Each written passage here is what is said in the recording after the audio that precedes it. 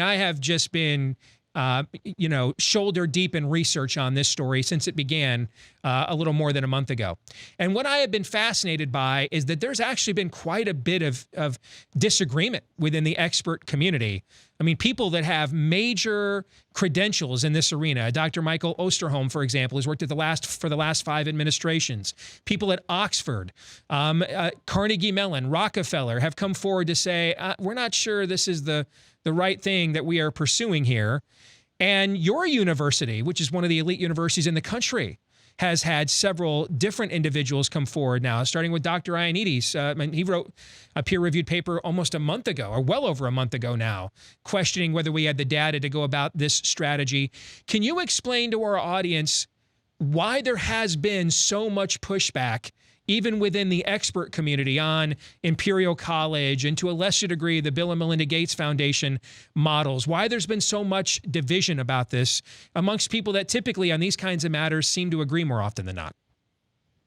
Well, I mean, part of the numbers basis for everything that's been said was necessarily based on projections and models. And there's one thing that models often, I would say, have in common. The most common thing models share is that they're always wrong.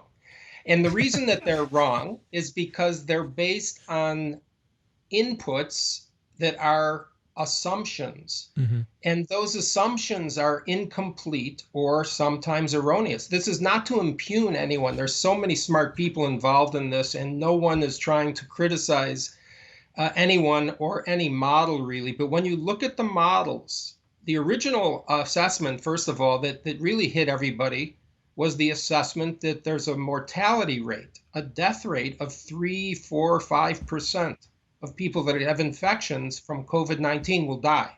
And that right away, for most of us, was almost certainly wrong and an exaggeration, because most of the people who came forward were already sick. We didn't know how many people had this COVID infection. And now we know. And so when the projections were originally made, they immediately were changed to sort of incorporate the idea that a lot of people had it that were asymptomatic. And so the other thing that you see is that the models are changing even though the assumptions have not changed. And this is what makes people skeptical. If you look at the IHME model, which is the most sort of used model by this administration and by most people, I would say, at least in the US, they made a projection of number of deaths originally on the order of 1 to 2 million in the US, based on nothing being done. And then they made another projection of, say, 1 to 200,000. In most people, the number was about 150,000 roughly. I may be a little bit off, based on total isolation. And now almost every few days they're revising that with no change in policy. There's been no change in what's being done. It's just that more facts have come in.